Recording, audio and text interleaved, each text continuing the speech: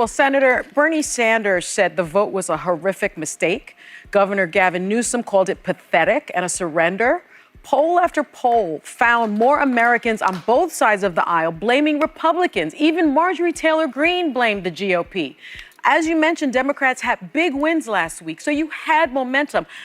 Why give in now? Why bring a butter knife to a gunfight? Are you willing to gamble that the GOP will negotiate on health care in good faith once the government reopens? Because if that gamble is wrong, 500,000 Pennsylvanians that you represent, their health care costs will skyrocket if you are wrong. And I believe you are wrong.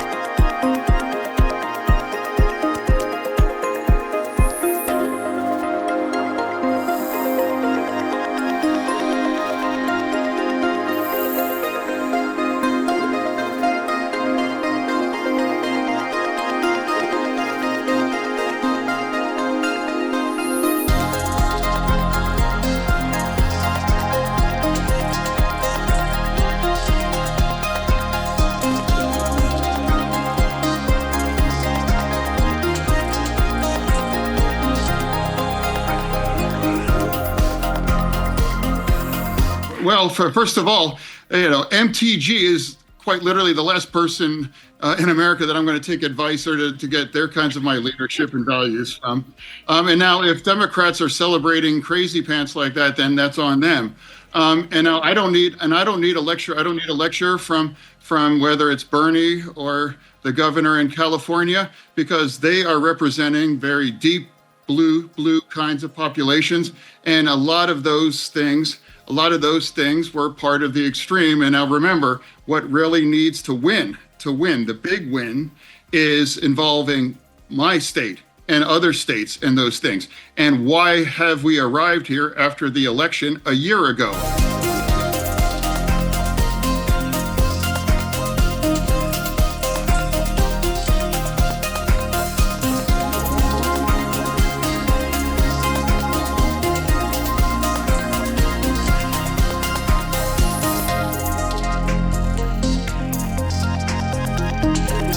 The US government shutdown will last until House lawmakers travel back to Washington to vote on the legislation, despite the Senate agreeing on the spending bill. Joining me live now is 15-year government policy expert and principal at political consulting firm DB3, Nikki Corelli. Nikki, thanks so much for your time. So there's still a lot of disruption. Is that mostly in air travel at the moment, or is it across the board? Air travel, certainly. There were, I think, 50% of flights that were canceled on Saturday, so that was extremely challenging. There still are delays in getting government food benefits off to folks, and that is, of course, incredibly disruptive. But I think everybody is just counting the hours until we can get the members of the House back to D.C., which hopefully will not be too impacted by the flight delays. And I think the vote is supposed to take place at about 4 p.m. tomorrow Eastern time. Did the Democrats fold? Why? It's a great question. I think they did, but I think it really was a recognition from the moderate Democrats, and it was only a group of 8 Democratic senators that broke the impasse. I'm not expecting more than a handful of House Democrats to vote for it, but I think it really was a recognition by those moderate Democrats that the White House and congressional Republicans were not going to get any further than they already are in meeting Democrats' demands.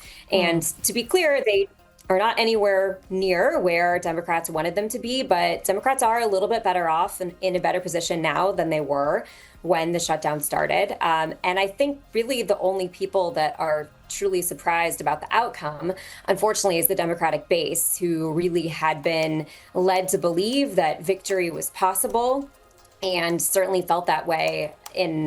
Felt incredibly energized after last week's elections, where Democrats won big in most key races. But this was always the way that it was going to end, historically speaking. In shutdowns, there is very little success in the U.S. of the party that is forcing the shutdown, extracting any major concessions. Yeah, I mean, the brinkmanship really played out for a couple of weeks there, going on almost 2 months.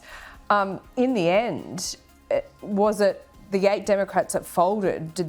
Was the perception well, is the perception now that it hurt the Democrats more than it was hurting the Republicans? I don't think so. I think they felt like they weren't moved by polls. I think polls still are showing that the American public blames both parties fairly evenly for the shutdown.